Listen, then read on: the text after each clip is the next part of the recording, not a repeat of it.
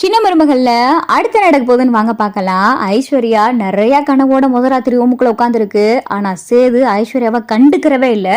இல்லை ஐஸ்வர்யா, எனக்கு ரொம்ப தலைவலிக்கிற மாதிரி இருக்கு, நீ இந்த ரூம்ல படுத்துக்க, நான் போய் ஹாலில் படுத்துக்கிறேன் அப்படின்னு சொல்லி குழந்தை ஞாபகத்திலேயே சேது இப்படி சொல்லவும், மாமா இருங்க மாமா, இந்த ரூம்லயே நீங்க படுத்துக்கலாமே, உங்களுக்கு தலைவலி தானே, நீங்க இந்த பக்கம் பெட்ல படுத்துக்கங்க, நான் இந்த பக்கமா படுத்துக்கிறேன் அப்படின்னு சொல்லி ஐஸ்வர்யா சொல்ல, இல்லை ஐஸ்வர்யா சொன்னா கேளு, எனக்கு இங்கே இந்த பூவெல்லாம் இருக்கா, இந்த வாசனை எனக்கு ஒத்துக்கிறது, நான் வெளியில போய் படுத்துக்கிறேன் அப்படின்னு சொல்லி சேது வெளியே கிளம்பி போக ஐஸ்வர்யா சொல்ல சொல்ல சேது எதையுமே காதல வாங்காம வெளியே போகிறாரு. இங்க பயங்கரமான கோபத்துல ஐஸ்வர்யா ரூமுக்குள்ள உட்காந்துருக்கு. இவர் என்ன இப்படி நடந்துக்கிறாரு, என்னென்னமோ நடக்கும்னு நினைச்சு நான் பல கனவுல வந்தா என் முகத்தை கூட பார்க்கலையே இவர் அப்படின்னு சொல்லிட்டு ஐஸ்வர்யா பயங்கர கோத்துல உட்காந்துருக்கு. விடிஞ்சவும் போயிருது. ஐஸ்வர்யா ரூமு கதவை திறந்து வர வேகமா ஈஸ்வரி ஓடியாந்து கேக்குது, ஐஸ்வர்யா ஐஸ்வர்யா என்னாச்சு, நேத்து சேது உங்ககிட்ட நல்லபடியா நடந்துக்கிட்டானா அப்படின்னு சொல்லி ஈஸ்வரி கேட்க, அட போங்க ஆண்டி, அவர் என் முகத்தை கூட பார்க்கல, அவரு நேத்து என் முகத்தை நிமிந்து கூட பார்க்கல, எனக்கு தலைவலி அது இதுன்னு சாக்கு போக்க சொல்லி ரூமுக்குள்ளேயே படுக்காம வெளியே போய் படுத்துட்டாரு அப்படின்னு சொல்லிட்டு ஐஸ்வர்யா சொல்ல, நான் நினைச்சேன் ஐஸ்வர்யா, நான் நினைச்சேன் ரூமுக்கு போறதுக்கு முன்னாடி அந்த குழந்தை கத்தி அழுதுகிட்டு இருந்துச்சு, அதை பார்த்து சேது ஒரு நிமிஷம் அங்கேயே நின்னுகிட்டு இருந்தான், அப்புறம்தான் அவன் ரூமுக்கே வந்தான், நான் அப்பயே நினைச்சேன் இதை சாக்கு போக்கு காட்டி கண்டிப்பா உங்களோட சந்தோஷமா இருக்க மாட்டான்னு நினைச்சேன், நான் நினைச்ச மாதிரியே நடந்துருச்சு அப்படின்னு சொல்லி ஈஸ்வரி சொல்ல, அப்ப அவர் நேத்து என்கிட்ட சரியா முகம் கொடுத்து பேசாததுக்கும் என் கூட சகஜமா பேசாததுக்கும் காரணம் அந்த குழந்தை தானே ஆண்டி, அந்த குழந்தைய நான் சும்மா விட மாட்டேன் அப்படின்னு சொல்லிட்டு ஐஸ்வர்யா கோவப்பட்டுக்கிட்டு இருக்க. ஐஸ்வர்யா இந்த நேரத்துல இந்த கோவம் நமக்கு தேவையில்லை, நேத்து ராத்திரியை விடு, இன்னைக்கு ராத்திரி இருக்குல்ல, கூடிய சீக்கிரம் சேது உன் முந்தானையில இருக்கணும், உன் முந்தானையை பிடிச்சுக்கிட்டு சேது சுத்தணும், அந்த அளவுக்கு நீ சேதுவை மயக்கணும் அப்படின்னு சொல்லி ஈஸ்வரி சொல்ல, சரிங்க ஆண்டி இன்னைக்கு நைட்டு நான் பாத்துக்கிறேன் அப்படின்னு சொல்லிட்டு ஐஸ்வர்யா பார்த்தா மறுநாள் நைட் ஆயிருது. அப்பயும் சேது ரூமுக்குள்ள வராரு. இங்கேயும் சிவி சிங்காரிச்சு ஐஸ்வர்யா ரெடியா இருக்கு. சேது கட்டில உட்காரவும் ஐஸ்வர்யா சேது பக்கத்துல வந்து உட்காருது. மாமா மாமா அப்படின்னு சொல்லிட்டு ஐஸ்வர்யா சேதுவோடைய கைய பிடிக்க சேது டக்குன்னு கைய உதறி விடுறாரு.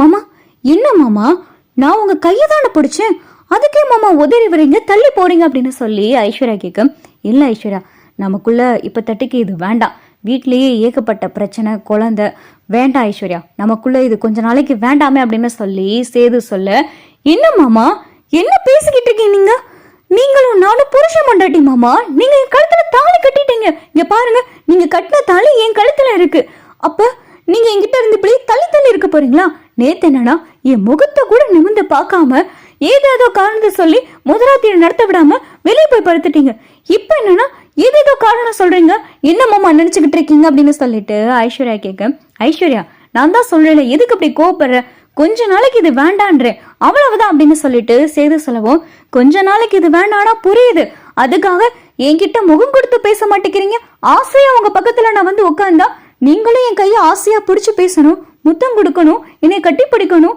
என்கிட்ட கொஞ்சம் கூட ஜாலியாவே இருக்க மாட்டேங்கிறீங்களே, என்ன மாமா இது அப்படின்னு சொல்லிட்டு ஐஸ்வர்யா கேட்க, இங்க பாரு ஐஸ்வர்யா நீ நினைக்கிற மாதிரிலாம் என்னால இருக்க முடியாது அப்படின்னு சொல்லி சேது சொல்லவும், எனக்கு புரிஞ்சிருச்சு மாமா புரிஞ்சிருச்சு, இதுக்கெல்லாம் காரணம் அந்த குழந்தை தானே, அத காரணமா காட்டி தானே நீங்க என்கிட்ட நெருங்காம இருக்கீங்க, அந்த குழந்தை இல்லைன்னா நீங்க என்கிட்ட ஜாலியா பேசுவீங்க தானே, அந்த குழந்தை வர்றதுக்கு முன்னாடி வரைய என்கிட்ட நல்லா தானே பேசிக்கிட்டு இருந்தீங்க, இப்ப அந்த குழந்தை தானே காரணம், அந்த குழந்தைக்கு இருக்கு மாமா, அதை எங்க அப்பா கிட்ட முக்கியமா சொல்லி அதை கொண்டு போய் எங்கேயாவது அநாத ஆசிரமத்துல விட்டுட்டு வர சொல்றேன் அப்படின்னு சொல்லிட்டு ஐஸ்வர்யா சொல்லவும், ஐஸ்வர்யா அப்படின்னு சொல்லிட்டு ஐஸ்வர்யா அடிக்க கை ஓங்கவும் சேது, என்ன மாமா கை ஓங்குறீங்க, இங்க பாரு ஐஸ்வர்யா அந்த குழந்தைக்கும் நான் இப்படி இருக்கிறதுக்கும் எந்த சம்மந்தம் இல்லை அப்படின்னு சொல்லி சேது சொல்லவும், இல்லையே அந்த குழந்தை வந்ததுல இருந்து தான் இப்படி இருக்கீங்க, நம்ம வாழ்க்கைக்கு இடைஞ்சலா இருக்கிறதே அந்த குழந்தைதான், அந்த சனி அப்படின்னு சொல்லிட்டு இங்க வாய்க்கு வந்தபடி குழந்தைய ஐஸ்வர்யா திட்டவும், ஏய் உனக்கெல்லாம் அறிவே இல்லை அப்படின்னு சொல்லி சேது ஐஸ்வர்யா கண்ணத்தை சேர்த்து ஓங்கி அரைஞ்சிடறாரு.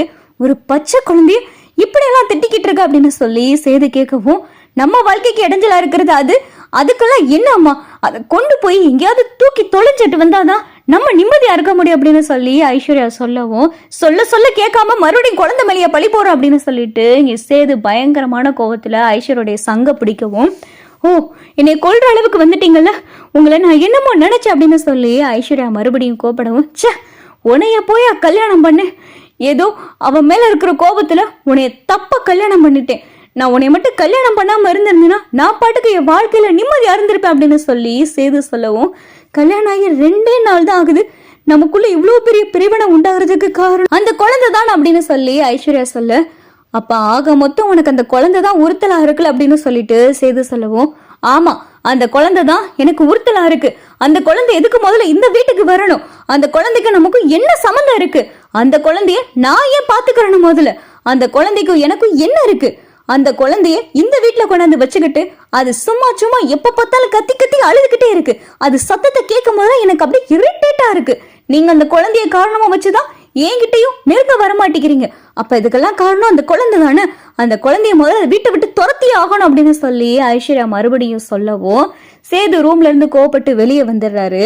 என்ன மாப்பிள்ள, வீட்டில் இருக்கிற உன் பிள்ளைனால உனக்கும் 2வது சம்சாரத்துக்கும் எதுவும் பிரச்சனையா அப்படின்னு சொல்லி கருப்பு கேட்கவும், சேது முறைச்சு பாக்குறாரு.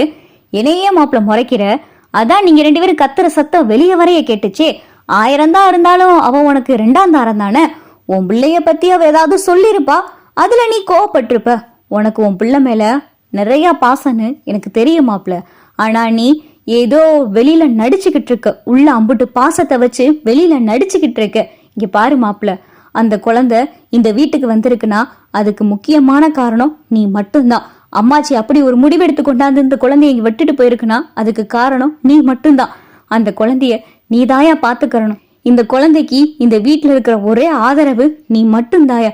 ஆனா இதுவரைய அந்த குழந்தைய நீ கையார தூக்கி கொஞ்சிருப்பியா? ஆசையா ஒரு முத்தம் கொடுத்திருப்பியா? பெத்த தகப்பனா அந்த குழந்தைய கையில எடுத்து அத கண்கூடா பாத்திருப்பியா? எதுவுமே நீ செய்யலையே. அப்படி என்னையா உனக்கு வரட்டு கௌரவம் கோவம்? உனக்கும் தமிழ்ச்செல்விக்கும் 1000 சண்டை இருக்கட்டும், நீயும் தமிழ்ச்செல்வியும் அடிச்சுக்கங்க பிடிச்சுக்கங்க. ஆனா அந்த குழந்தை என்ன செஞ்சுச்சு? அந்த குழந்தையுடைய முகத்தை பாத்தியா? நேருக்கு நேரம் அந்த குழந்தையுடைய முகத்தை உன்னால பார்க்க முடியுமா? அந்த குழந்தையுடைய பெத்த அப்ப நீ, ஓ ரத்தம் அது, உன் கண்ணு முன்னாடி அது அழுதுகிட்டு இருக்கு. அந்த குழந்தைய நீ தூக்கி கொஞ்சி நீ தாளாட்டி சீராட்டி தூங்க வச்சு அந்த குழந்தைய நீலா பாத்துக்கிறணும்.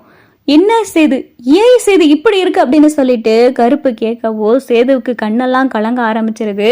இதுவரைய சேது அவருடைய குழந்தைய தூக்கவே இல்லை. வேகமா கருப்பு இப்படி சொன்னதும் கீழே வராரு. தொட்டியில குழந்தை தூங்கிக்கிட்டு இருக்கு. தூங்குற குழந்தைய சேது பார்த்துட்டு கண்ணெல்லாம் கலங்குறாரு. அந்த குழந்தைக்கு முத்தெல்லாம் கொடுத்து அது பக்கத்திலேயே உட்காந்து பார்த்துக்கிட்டே இருக்காரு.